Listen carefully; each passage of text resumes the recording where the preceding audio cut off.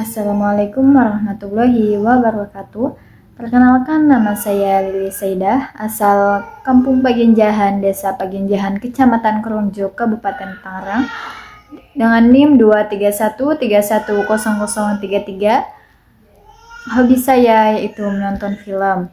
Di sini saya akan menjelaskan tentang mata kuliah filsafat agama, dan saya akan sedikit menjelaskan tentang mengapa agama dianggap sebagai kebutuhan manusia, namun mengapa masih ada penolakan terhadap agama.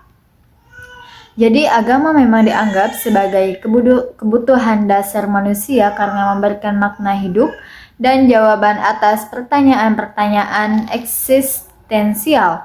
Namun, penolakan terhadap agama bisa muncul karena beberapa alasan.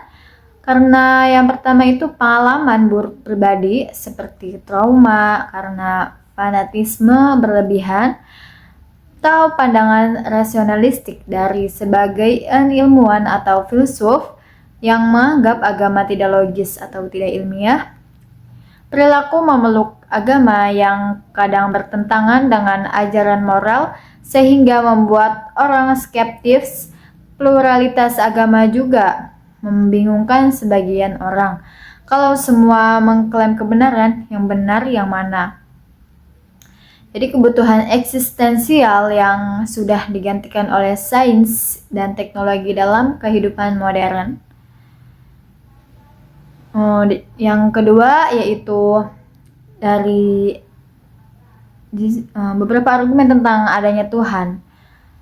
Jadi argumen yang menurut saya paling bisa diterima adalah argumen kosmologis, karena yang menyatakan bahwa segala sesuatu pasti ada penyebabnya.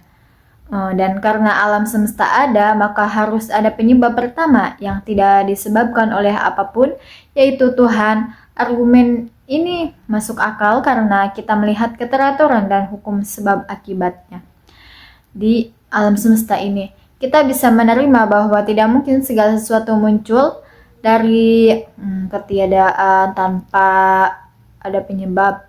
Maka Tuhan sebagai penyebab pertama adalah gagasan yang logis. Yang ketiga yaitu apakah Tuhan maha baik, mengapa Tuhan masih membicarakan adanya kejahatan di dunia. Jadi pembelaan kehendak bebas, Tuhan memberikan manusia kehendak bebas dan kejahatan muncul karena penyalahgunaan kehendaknya itu. Tanpa kebebasan, manusia itu jadi seperti robot. Soul making teodis pembentukan jiwa, penderitaan dan kejahatan adalah cara untuk membentuk karakter dan kedewasaan spiritual manusia. Misteri defensi yaitu ada hal-hal yang tidak bisa dijangkau oleh akal manusia. Tuhan punya rencana besar yang kita tidak pahami sepenuhnya. Walaupun sulit, pandangan yang saya pilih adalah yang pertama, yaitu kebebasan manusia. Kejahatan bukan bukti ketiadaan Tuhan, tapi bukti bahwa manusia diberi kebebasan dan tanggung jawab moral. Jadi kesan saya tentang mata kuliah filsafat agama ini, yaitu mata kuliah ini membuka wawasan saya tentang cara berpikir kritis terhadap konsep-konsep dasar agama. Saya jadi lebih paham bahwa mempertanyakan bukan berarti meragukan, tapi justru memperdalam keimanan. Jadi mungkin hanya itu saja kesan saya. Kurang lebihnya mohon maaf. Wassalamualaikum warahmatullahi wabarakatuh.